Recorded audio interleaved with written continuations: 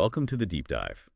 Today, we're going to tackle something that's really the backbone of, well, getting almost anything significant done, project management. Yeah, absolutely. It applies everywhere. And our main source today, our sort of guide, is a collection based on the Guide to the Project Management Body of Knowledge. That's the PMBOK Guide, 6th edition. Right, the PMBOK guide. Think of it as the standard playbook, really. It Yeah. lays out best practices, the terminology, basically the shared understanding for project managers globally. It's pretty comprehensive stuff. It is. It's like the distillation of years of practice. So our mission here for everyone listening is to kind of cut through that density. We want to pull out the really key insights, how projects are structured, planned, executed, give you a shortcut without getting lost in every single detail. Exactly. Focusing on the practical, maybe even surprising bits, the core ideas. Okay, let's dive in then. To start us off, maybe talk about the journey a project takes. What does that look like? Well, fundamentally, every project goes through a life cycle. It's like its story, from the very beginning, the initiation, all the way to the end, the closure. Okay, like chapters in a book. Sort of, yeah. And within that life cycle, you have phases. These phases can run one after the other sequentially. Think like building a house, foundation first, then walls, then roof. Step by step. Makes sense. Or they can be iterative. This is where you might cycle through planning, doing, checking, refining, maybe like developing software where you release versions and adapt based on feedback. Ah, so iterative is more flexible for when things might change. Precisely. More adaptive. And steering this whole ship, making sure everything hangs together, that's the project manager. A critical role, I imagine. Absolutely critical. They're not just organizing tasks, they're leading the team, integrating all the different processes, navigating the organization structure, understanding the politics, the influence to get things done. It's a people job as much as a process job then. Oh, very much so. And that leads directly into thinking about who else is involved. Because, no project exists in a vacuum. Right, there's always a whole bunch of people with a stake in it. Exactly. We call them project stakeholders. Basically, any person or group who can affect the project or who might be affected by it. Okay, so who falls under that umbrella? It's broad. You've got the project team doing the work, obviously. Then the project sponsor, the person or group providing the resources, championing it. The one footing the bill, maybe? Often, yes, or at least providing the mandate. You might also have a project management office, a PMO, which kind of sets standards within the company.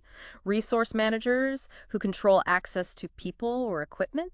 Okay, internal folks. What about outside the organization? Definitely. Government bodies, maybe regulators. Suppliers, obviously, if you're buying things, customers, the ones who will use the output, and sometimes end users who might be different from the customer who commissioned the project. That's quite a list. It is. And managing their expectations, keeping them appropriately involved, that's a huge part of the job. Ignoring a key stakeholder can, sink the project. Yeah, I can see that. So we have the life cycle, the people. Now, the PMBOK organizes things into knowledge areas. What's that about? Right, the 10 knowledge areas. Think of them as the core competencies, the different disciplines within project management. Okay, 10. Like what? So there's integration management, pulling everything together, scope management, figuring out what work is included and what isn't, schedule management, the timeline, cost management, the budget. The big three: scope, schedule, cost. Those are huge, yeah. Yeah. Then quality management, making sure it meets requirements, resource management, people and physical stuff, communications management, keeping everyone in the loop. Okay. Risk management, dealing with uncertainty. Procurement management, handling vendors and contracts. And finally, stakeholder management, which we just touched on, managing those relationships. Yeah, that covers pretty much everything. Are they like separate silos? No, not at all. That's a really key point. They are deeply interconnected.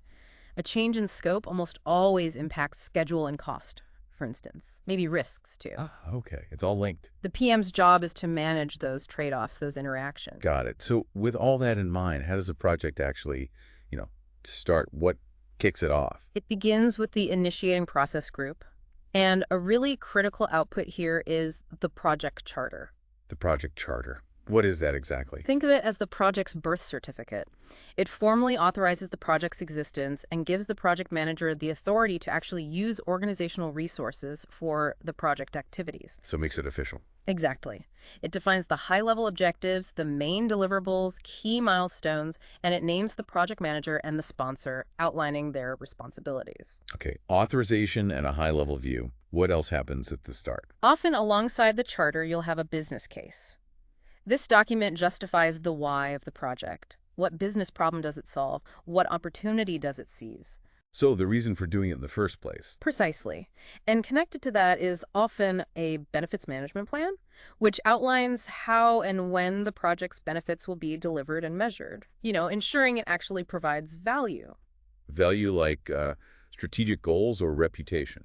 Could be many things. Strategic alignment, yes. Yeah. Maybe meeting a legal requirement or creating a public benefit, protecting a trademark, boosting reputation, responding to a customer need. Okay. So what triggers these projects usually? Lots of things. The guide mentions regulatory or legal needs, stakeholder requests, implementing business strategies, technological advances, even social or ecological impacts. A wide range of drivers. Now, you mentioned the charter has assumptions. Is that where we track them? The charter captures the initial high-level ones, yes, but there's usually a separate assumption log. This tracks assumptions throughout the project. Yeah, starting with those strategic ones from the business case and charter, but also digging into lower-level operational assumptions about, say, technical details, resources, estimates, risks. It's vital to document these. Because if an assumption is wrong. Exactly. It can have a major impact later on, so documenting and validating them is crucial. Makes sense. Get it down on paper. Okay, project initiated. What's next? Planning. Yep. Next is the massive phase of planning the project. This is where you detail how the work will be done, and a cornerstone of planning is scope management. Defining what's in and what's out. Precisely. Making sure everyone's clear on the project boundaries and the specific work needed to meet the objectives. How do you figure out all that work? Seems daunting. It starts with collecting requirements. This means understanding the detailed needs and expectations of all those stakeholders. How do you do that? Just ask them. Asking helps. Interviews, brainstorming, focus groups, surveys, those are common.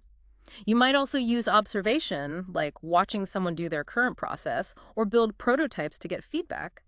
Okay, lots of ways to gather info. Yeah, and then you need ways to organize it, like affinity diagrams or mind mapping to see patterns and structure. And what makes a good requirement? It needs to be clear, unambiguous, measurable if possible, traceable back to the business need, complete, consistent with others, and importantly, acceptable to the key stakeholders. Okay, clear, traceable, complete. And where do these live? They get documented in the requirements documentation, and you often use a requirements traceability matrix to link each requirement back to its origin, like a business objective, and track it through the project. Got it. So you have the requirements. Then what? Then you move to define scope. This is where you develop a detailed project scope statement. What's in that statement? It builds on the requirements. It describes the project scope, the major deliverables, acceptance criteria, and crucially, project exclusions, what is not part of the project. It also lists assumptions and constraints related to scope. Defining the boundaries very clearly. Exactly, to prevent scope creep later on. From there, you create the work breakdown structure, the WBS. WBS, I've heard that term. What is it? Think of it like an organizational chart for the project's deliverables. You take the major deliverables identified in the scope statement and decompose them, break them down into smaller, more manageable pieces of work. Like an outline. A hierarchical outline, yes, pretty much. You take those lowest level components from the WBS, the work packages, and break them down further into the specific actions or tasks required to complete them. Getting really granular now. You have to build a realistic schedule. Once you have the activities, your sequence activities. Figure out the order they happen in. Right. Identifying the dependencies between them. What needs to finish before something else can start? What can happen in parallel? The precedence diagramming method, or PDM, is often used here to map these out. Dependencies. Like you can't paint the wall before it's built. That's a classic finish to start, or FS dependency, the most common type. But there are others like finish to finish, start to start, and the rarer start to finish. You also consider if dependencies are internal or external, mandatory or discretionary. Okay, so the logic of the workflow. Got it. What's next for the schedule? Estimate activity durations. How long will each of those individual activities actually take? God, the crystal ball part. Well, hopefully more educated than that.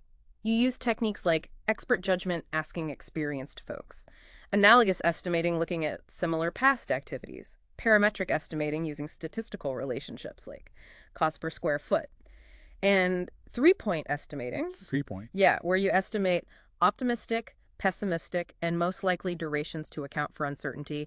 It gives you a more realistic range. Okay, so methods to get better time estimates. Then what? Then you develop the schedule. This is where you pull it all together. The activities, the sequences, the duration estimates, plus resource availability. You use scheduling tools or software to create the overall project schedule timeline. And that's where you see the whole picture. Yes. This process often involves techniques like the critical path method. The critical path, that sounds important. It is. It's the sequence of activities that represents the longest path through the project, which determines the shortest possible project duration. Any delay on a critical path activity directly delays the project end date. So those are the tasks with zero slack or float. Exactly. You also might use resource optimization techniques like resource leveling to manage workloads. And just like scope, you end up with a schedule baseline. Another baseline. Yep, the approved version of the schedule model. It's what you'll track progress against. Okay, scope, schedule, now the money. Cost management. Right. Cost management starts with estimating costs. Similar to durations, you estimate the likely cost of the resources needed for each activity: labor, materials, equipment, services, facilities. Considering things like market rates. Absolutely. Market conditions, published commercial data, supplier quotes, all that feeds into the cost estimates. Okay, estimate the cost for everything. Then you determine the budget. This involves aggregating or rolling up the estimated costs of the individual activities or work packages to establish a total cost baseline for the project. The total budget. Does that include contingency? Good question. The cost baseline itself usually represents the approved time-phased budget. Budgets might also include management reserves, which are funds set aside for unforeseen work within the project scope. These reserves aren't typically part of the baseline itself, but part of the overall project budget. Ah, okay. So the baseline is what you measure performance against, but there might be extra buffer elsewhere. That's a good way to put it. The cost baseline is the benchmark for measuring cost performance. Scope, schedule, cost planned. Seems like we've covered the core constraints. What about things going wrong? Ah, yes. Risk management. Crucial area. It starts, logically enough, with planning risk management. Planning how you'll handle risks. Exactly. Defining the approach, the methodology, roles and responsibilities, budget, timing for risk management activities throughout the project. Okay, plan the risk approach. Then find the risks. Precisely. Identify risks, brainstorming potential threats and opportunities. What could positively or negatively impact the project? How do you find them? Lots of ways.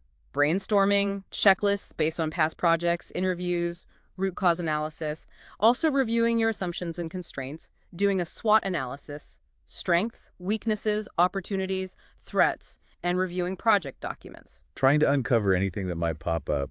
What do you do once you have a big list of risks? You perform qualitative risk analysis. This is about prioritizing those identified risks. Which ones deserve the most attention? How do you prioritize? Usually based on their probability, how likely are they to occur, and their impact, how significant would the consequences be if they did occur. You often use a probability and impact matrix to rank them, considering stakeholder risk tolerance. High, medium, low type of thing? Typically, yes. And all this gets documented in the risk register. This lists the identified risks, their characteristics, potential responses, and who owns each risk. There might also be a summary risk report. So you know what the big worries are and who's watching them. Yeah. Okay, we've planned scope, schedule, cost, risk. Is there another key planning piece? Yes, definitely. Stakeholder engagement planning. We identified stakeholders earlier, but in planning, you really analyze them in more detail. Analyze them. Yeah. Document their interests, involvement level, influence, potential impact on the project. Then you plan stakeholder engagement, develop strategies for how to best involve them, manage their expectations based on that analysis. Tailoring your approach to each stakeholder group. Exactly. This gets documented in the stakeholder engagement plan. You need a proactive strategy. Makes sense. Okay, that feels like a really solid plan. What happens next? Time to do the work. Exactly. Now we move into executing the project. This is where you actually perform the work defined in the project management plan to satisfy the project objectives. Putting the plan into action. Right. A key process here is directing and managing project work. This is about leading the team, performing the activities, creating the deliverables, and also managing changes as they occur. Changes always pop up, don't they? Almost inevitably. Another really important, maybe sometimes overlooked process in execution is managing project knowledge. Managing knowledge. What does that mean? It's about using existing knowledge and creating new knowledge to achieve the project's objectives and contributing that knowledge back to the organization.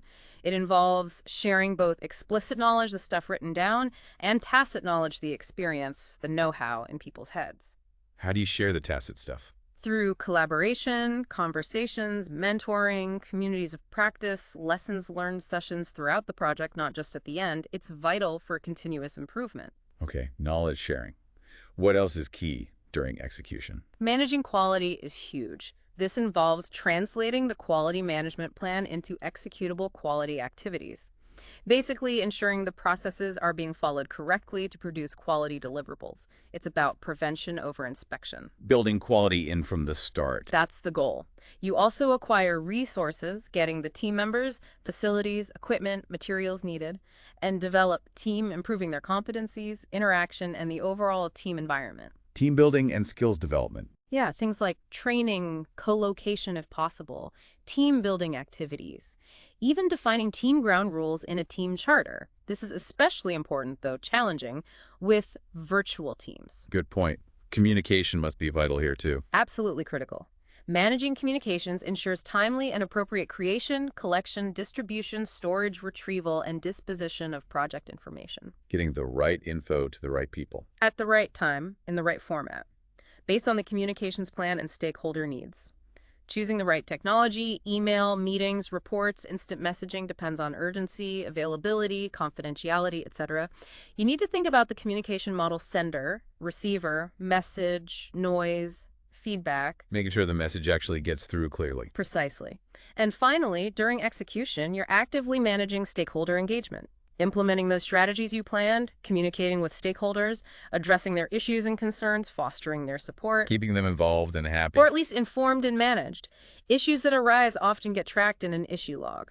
Okay, so execution is busy, lots going on, but Right. things don't always go to plan, so what's next? Keep in watch. Exactly. That brings us to monitoring and controlling the project. This process group runs throughout the project, alongside execution. It's about tracking progress, reviewing performance, identifying variances from the plan, and managing changes. Like keeping your hand on the tiller. Good analogy. It involves monitoring and controlling project work overall, comparing actual performance against the plan and baselines. You're looking for problems, analyzing trends, and recommending corrective or preventive actions. And managing those inevitable changes. Yes, through Perform Integrated Change Control. This is the formal process for reviewing all change requests, approving or rejecting them, and managing the approved changes across all aspects of the project. So changes don't just happen randomly. Ideally not. There's a Okay. difference between configuration control managing the specs of deliverables and change control managing changes to baselines and documents. Both are important. Okay. And you monitor the specific areas too, like scope. Absolutely. There's control scope, making sure all requested changes and corrective actions are processed through integrated change control, preventing unapproved scope creep. Control schedule, monitoring the status of the project schedule, managing changes to the schedule baseline, looking at variances and start-finish dates, durations, float. Checking if you're on time. Right. Using techniques like trend analysis, variance analysis, and of course, control costs, monitoring spending, managing changes to the cost baseline, making sure you're not over budget. How do you track cost performance effectively? This is where earned value management, or EVM, is really powerful. EVM. Sounds technical. It can be, but the core idea is simple. It integrates scope, schedule, and cost data. You look at planned value, PV, what you plan to spend by a certain point, earned value, EV, the value of the work actually completed by that point, Yeah. and actual cost, AC, what you actually spent. Okay, planned, earned, actual. From those, you can calculate variances. Cost variance, CV equals EVAC. Are you over or under budget? Schedule variance, SV, EV, PV. Are you ahead or behind schedule and value terms? And performance indices like CPI and SPI tell you efficiency. So it gives you a real snapshot of health. A very powerful one, yeah. It also helps forecast future performance, like the estimate at completion, EAC. Wow, okay. What else gets monitored and controlled? You control quality monitoring and recording the results of quality activities, assessing performance, ensuring outputs are complete and correct. Control resources, ensuring physical resources are available and used as planned. Monitoring team resource utilization. Keeping tabs on everything. Pretty much. You also monitor communications, ensuring stakeholder information needs are met. Monitor risks, tracking identified risks, identifying new ones, evaluating the effectiveness of risk responses through things like risk reviews. Still watching those risks. Yeah. Always. If you have contracts, you control procurements, managing seller relationships, monitoring contract performance, managing changes, and monitor stakeholder engagement, checking if your strategies are working, adjusting as needed, often using that stakeholder engagement assessment matrix. It really is a continuous loop of checking and adjusting. Okay. We've initiated, planned, executed, monitored. What's left? The final stage, closing the project or phase. Wrapping it all up. Exactly. Finalizing all activities across all the process groups to formally complete the project, a phase, or contractual obligations. It includes handing over the final product, service, or result. The big handover. Right. And also includes things like collecting and archiving project records, performing a final lessons learned or post-project review, celebrating success, and formally communicating the closure to stakeholders. Lessons learned so you don't make the same mistakes next time. That's the idea. Capturing that knowledge is key. And for procurements, it involves formal contract closure, finalizing payments, and archiving all the procurement documentation. Tying up absolutely all the loose ends. That's the goal, a clean finish. We've covered the whole journey. If you had to sum up the key takeaway from diving into this PMBOK framework, what would it be? I think the main thing is that project management offers a structured yet adaptable approach. It's a whole system of interconnected processes and knowledge areas. When you apply these principles thoughtfully, you really boost your chances of hitting project goals and delivering real value. So it's a toolkit, not a rigid recipe. Absolutely. The guide provides the framework, the best practices, but you always need to tailor it. Adapt it to the specific project, the industry, the organization, the complexity. One size definitely does not fit all. That makes sense. Use the principles wisely. Okay. Okay, as we wrap up this deep dive, maybe a final thought for our listeners to chew on. Well, think about your own goals, personal or professional. How could some of these ideas apply? Who are your stakeholders? What are the phases of achieving your goal? What are the potential risks you need to consider? Applying project thinking to everyday life. It can be surprisingly useful. And if any part of this sparked interest, definitely explore the PMBOK guide more, or maybe look into specific areas like risk or stakeholder engagement. Consider how different approaches, like more predictive versus more adaptive life cycles, might suit different things you're trying to achieve. Food for thought. Thanks so much for walking us through that. It really clarifies the structure behind successful projects. My pleasure. It's a fascinating field. And thanks everyone for joining us on the deep dive. We hope this gives you a clearer picture of project management fundamentals. Until next time.